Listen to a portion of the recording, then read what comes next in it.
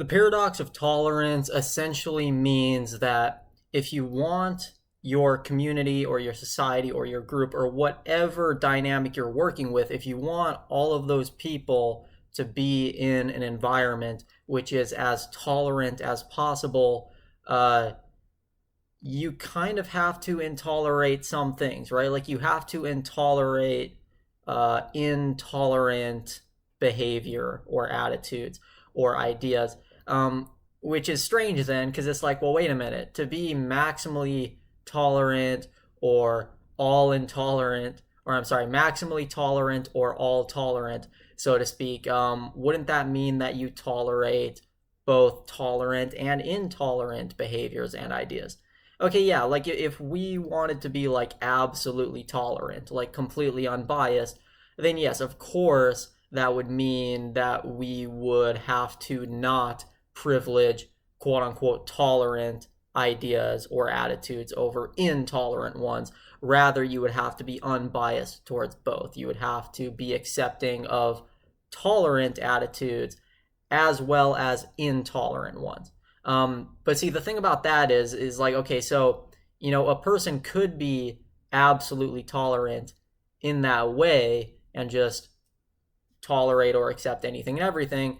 And, you could say like, well, that's like a way to be like unconditionally loving or something like that. But for like practical purposes, which is mainly what we're talking about here in this video, for practical life purposes, that's not really going to be a healthy thing to do, because I mean, obviously, if you tolerate a criminal coming into your home, you could not only get yourself in danger, but any of your family members or roommates or whoever you're living with, if you're living with anybody. So, it's healthy to put up some boundaries. This sounds cliche, I promise. This is not going to be the general overlay of the video, but just restating the obvious, it's healthy to set up some boundaries to keep not only yourself safe and healthy, but others. So it's actually pretty selfless to put up certain types of boundaries. It's not always a self-centered thing to do.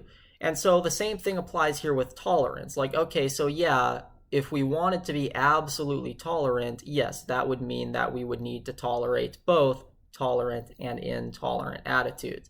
But the problem with that, though, is that leads to a lot of problems for yourself and for others. If we wanted to use like a hyper simplified example, I don't like having to always go to like simple math examples, excuse me, because they're always so superficial. They never really fully communicate the whole dynamic of what's going on. But if we wanted to use a hyper simplified example, you could think about it like if you were to add all the ordinary numbers together, like all the numbers on the plain old number line from negative infinity through 0 on up to positive infinity. Like, think what would happen if you were to add all those numbers together. Now, technically, there's going to be different answers to this because when you're adding infinities, math doesn't always work so classically or rationally. But let's just think about this intuitively, right? Like a hyper simplified notion of what's going on here. If we were to add all those numbers together, the sum would be 0, right? Because we're adding all the numbers on one side of 0, right? We're adding all the negative numbers on up to negative infinity. So we have a negative infinite sum there, and then we're adding all the positive numbers on up through infinity. So we have a positively infinite sum on that side. So if we have this positively infinite sum that is then being negated by this negatively infinite sum, intuitively it would equal out to 0. Now, yeah, again, infinity minus infinity, there's no agreement on whether it's infinity still or 0. But again, we're thinking about this in a sort of hyper simplified fashion. Like, the general takeaway from this is if we add all of the positives to all of the negatives, all right, like if we're absolutely tolerant over the whole number line, we're going to end up in the middle and we're going to end up with 0. Okay, so we could do that, but if our goal is instead a more practical one, like getting the highest sum possible, then we don't want to just end up with 0, right? That is not the highest sum that we could go for. We want to maximize as high up into the positive numbers as we can. So how would you do that? Okay, well, this would mean that we let's say, have a pile. We're going to have a pile in which we place all of the numbers we want in, and then all the numbers that we don't want, we're going to leave all those out of the pile. So to make our pile as big or as high of a number as possible, we need to accept only the positive numbers and exclude the negative ones. Because what negative numbers do is they take away from a sum. So you could think of negative numbers as themselves being exclusive. Like as soon as you add, let's say, -2 to your pile, you're not really adding a number to your pile, you're actually just kicking out the number 2, right? Like, so a negative number is kind of like an exclusive tribalistic person. Like you bring them in and they kick another person out, right? -2 just ends up kicking out 2 because it subtracts 2. Okay, so what you need to do then is exclude the exclusive thing, right? If you exclude the exclusive thing, you're actually being more inclusive because you're allowing, for example, the number 2 to stay, right? Or if you exclude -3, you're allowing 3 to stay. So now you're actually building up a pile. You're actually reaching a maximal point. You're actually being maximally inclusive now. Or if we want to now translate this over to a more humanistic example, you're being as maximally tolerant as possible. Because, think about it this way, human beings in a much deeper, richer, and more complex fashion are kind of analogous to these numbers. There's some people who have some ideas and some attitudes that are more or less exclusive towards other people, right? They're more tribalistic. And so if you reel those people in, they're going to kick them out of the pile, right? They're going to subtract the inclusiveness of the overall pile. And then there's other attitudes, other ideas, other behaviors which should be tolerable because they actually maximize inclusion. They actually maximize tolerance or acceptance. So really, if we want a maximally acceptable or tolerant environment or community, we need to include the inclusive stuff and exclude the exclusive stuff. Right? Sounds pretty simple. Though, again, we are only thinking about this intuitively, so it's going to naturally be a little bit simple or simplistic. So this is, in brief, the paradox of tolerance, is that, being absolutely tolerant towards both tolerant and intolerant behavior, there's nothing that is practically maximizing about this. You're not maximizing tolerance or acceptance in any practical sort of way. If you were to run a society on that sort of absolute tolerance, this would mean, okay, we tolerate racism, which is an intolerant idea. Think about if we were to just tolerate, for those of us who live here in the US, think about if back in like the late 1800s, early 1900s, if we were to just tolerate the KKK, right? Just tolerate all their violent behavior. Okay, if we were to run an absolutely tolerant society, it would mean that we would naturally feel inclined to tolerate that stuff, but clearly that leads to a lot of intolerance, right? It leads to a lot of violence, a lot of self-centered behavior, a lot of people who want to whitewash society and exclude minorities. So again, think of the exclusive negative number coming in and kicking other numbers out of the pile. It would lead to that sort of a dynamic. So in a practical sense, our goal should not be absolute unconditional tolerance. Our goal, at least if our goal is to maximize tolerance, it should instead be to only tolerate tolerant behavior and not tolerate intolerant behavior. So you take the positive to the positive and the negative to the negative, and that builds up the pile higher and higher and higher. Okay, so why am I going into this in this video? Okay, well, one reason is that it's an important thought exercise to consider when discussing, societal or political topics. And so it is something I'm going to be using as a sort of lens to address some of those issues through in the future. But for this video specifically, I'm going to start using it to apply it to my own content. The topics that I discuss in my videos relating to my condition and a lot of the mystical insights that I tend to speak about, which I siphon from that condition. I'm going to start using this whole notion of maximal tolerance to really filter in and filter out certain topics or subject matters from here on out. Because something that I've been noticing, over the past few years of making videos on the internet, I have a lot of different types of people who come to me. And yeah, sure, many of those people have great ideas, but then I get a lot of other people coming to me, and honestly, they're not really doing any sort of authentic work. They're kind of just fooling themselves and thinking that their ideas apply to a certain field of study when they don't. This is something that I myself used to do a bit, right? Like I used to have videos that would talk about certain subjects where I had dialed in on insights, but then it turned out that I had misdialed in on them, right? Like they were not correct insights that were actually applicable to that specific topic or field of study. So, I myself have done this in the past. That's why I, took down all my past videos and restarted my channel under this new context. But I have a lot of other people who have come to me doing the same thing, not being critical enough of their own ideas. But the trick here is to try and find a balance, because see, a lot of content creators do this. They get into this whole paradox of tolerance notion, and they start using it as a power play.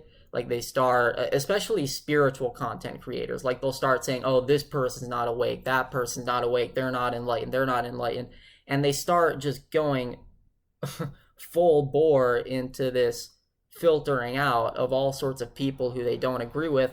I don't want to take it that far. I don't like seeing that, because that actually just creates more intolerance. You see? So what I'm going to have to figure out here, something that I myself am going to have to dial in on further, is how to best strike that balance in the healthiest fashion possible. How can I finally set up healthy boundaries around my channel without becoming this sort of intolerant quote unquote guru where I'm just saying, oh, this stuff's not real spirituality, that's not awake, that's not enlightened. I need to find a healthy balance. But see, unfortunately, the thing is like, okay, there are some people out there who are kind of just deluding themselves with pseudo spirituality. So how do you critique something as not being authentically spiritual while at the same time really being generous and inclusive and making sure to not just go out labeling everybody in a negative fashion? So that's the tough balance that I'm going to have to learn how to strike. Hopefully I can figure that out. So this video is more or less kind of just like a vlog style video of me emptying out my thoughts to you and telling you the phase I'm in this life as Ethan right now, where I'm moving next with my content. Because my goal here with this channel is to basically bring you more authentically mystical topics. Because again, I use this condition of mine, this infinite quote unquote experience, which isn't really even able to be called an experience. I use that to siphon these very mystical or Zen insights so that all of you can maybe potentially gain some benefit from them. But unfortunately, a lot of these sort of pseudo-spiritual ideas end up getting tangled in with that stuff, like a lot of the pseudoscience ideas that I used to have back before I took down my videos. I don't want to have that stuff get tangled in with the pure, authentically mystical topics anymore. I just want to purify the water and only give you the most authentic, mystical subjects I can give you, right? Like the most straightforward, direct delivery of content, but again, without being like this sort of asshole who's just like pointing out all the wrongs here and there and using all these negative labels. So again, I'm going to have to strike a balance in figuring out how I'm supposed to do that. So moving forward, honestly, there are going to be certain spiritual topics which I am going to call out as sort of being pop spirituality or pseudo spirituality, like they don't really get at the heart of spirituality. Honestly, I'm not even really going to be that tolerant of spirituality in general. Like I said in the last video of mine, not the conspiracy one, the one before that, So Extraordinary It's Ordinary, I talked about how I'm becoming more of like a secular mystic or a liberal mystic, where I'm non-spiritual but mystical, kind of like, you know how you have those Pew Research polls, and there will be some people who enter their religious beliefs as Christian or atheist or agnostic, and then usually on those polls there's an option of non-religious but spiritual, right? So you're not religious but you're spiritual. I'm basically taking that a step further. Rather than being non-religious but spiritual, I am non-spiritual but mystical. And yes, you could take that even further. You could have non-mystical but some next thing, and then non that fourth thing but some fifth thing. But see, that's kind of the cool thing about mystical topics themselves, is they kind of dissolve off into that mystery. So there's always some other thing. So the mystical stuff is kind of the cliff edge off of which we jump into that mystery. You know, like what's the next thing, what's the next thing, what's the next thing, and it kind of goes off boundlessly into mystery. And that's what mysticism is. It's mystery. I mean, they both words share an etymological root, right? The word mystic, in some sense or another, comes from or shares a root with the word mystery, because you kind of have these insights about the nature of reality or the nature of experience which dissolve into mystery, kind of like what I pull through from my condition. So I want to have that. I want to have just the pure mystery, because I think what authentic mysticism is about is providing clarity and mystery simultaneously. And I want to give you that, you know, kind of like how I combine common sense with contradiction or logic with illogical. Like, it's always clarity plus mystery at the same time. I want to focus more on that and focus less on all these spiritual distractions like a law of attraction or crystal healing or alien beings or other dimensions. I want to start throwing that stuff out, you know, the more spiritual stuff. So I'm non-spiritual but mystical. That's how I consider myself now, and that's the direction I'm going to be moving in with my channel from here on out, you know, unless and until some new change happens. If I dial in on something else and I want to re-gear my content again, well, we'll cross that bridge when it happens. But for where we're at currently, I want to move in this non-spiritual but authentically mystical direction. So yeah, there's going to be a lot of spiritual ideas which I'm not going to delve into, and I'm not really going to want to talk about, because I think they're just like little distractions which distract people from the really profound and exciting mystical stuff. Because the authentically mystical stuff, it's not just like boring, ordinary stuff. You know, like people commonly have this idea of Zen or mysticism, in which it's just kind of like these dull, down-to-earth insights. And I mean, yeah, they are very ordinary and grounded and down-to-earth, but ironically, that's because they are so extraordinary and so exciting. I want to show you all more of that. I want to go so far into the extraordinary that we come full circle back on the ordinary. Sort of re-ground everything. I want you to see that. The other stuff, like law of attraction, all that, it's not nearly as colorful. It's not nearly as exciting. And then on top of that, it's also not very grounding either. It's not really something that is exciting enough or extraordinary enough to bring us full circle and sort of bite our own tails and re-ground back in the ordinary. So what we're going to be going into now is just sort of like the purely non-dualistic topics. With that said, my channel is not just going to go over mystical or non-dualistic topics. Of course, I'm also going to talk about some subjects in politics here and there.